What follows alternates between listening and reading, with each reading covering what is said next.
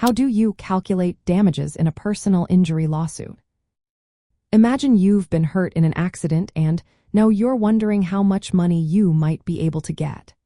Calculating damages in a personal injury lawsuit is about figuring out what you've lost and what you deserve to recover. It's not just about adding up bills. It's about understanding both tangible and intangible harms. First, we look at economic damages. These are the clear, measurable costs that come directly from the injury. Think about medical bills. If you went to the hospital, had surgery, or needed ongoing therapy, all those costs count. You also include future medical expenses if your injury requires long-term care. Then, there are wages lost if you couldn't work while healing. If your injury affects your ability to earn in the future, the court can consider that too. Property damage, like a broken car or personal belongings, is added in as well. To calculate these damages, lawyers gather all bills, pay stubs, repair estimates, and expert opinions to get an exact number. Next, we have non-economic damages. These cover the more personal, less tangible effects of an injury. For example, pain and suffering are common claims. This includes physical pain and emotional distress like anxiety or depression. Loss of enjoyment of life is another factor, which means you can't do things you used to love. Because these damages are subjective, lawyers often use two methods to figure them out.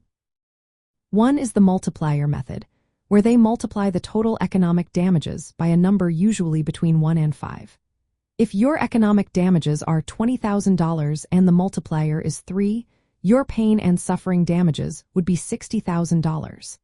The other method is the per diem approach, assigning a daily dollar amount to your pain and multiplying it by the number of days you felt pain or were disabled.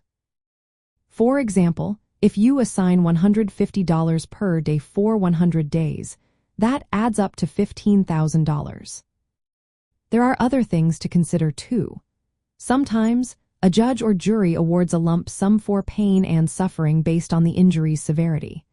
If you are partly at fault for the accident, the court might reduce your damages according to how responsible you are. For example, if you are found to be 20% responsible, your total award will be cut by 20%.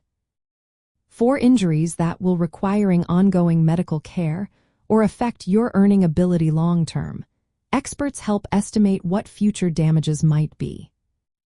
In the end, personal injury lawyers carefully document every loss and work with medical and economic professionals. This detailed process ensures that the damages awarded truly reflected the full impact of the injury on your life. It's about making sure you get fair compensation for everything you've gone through.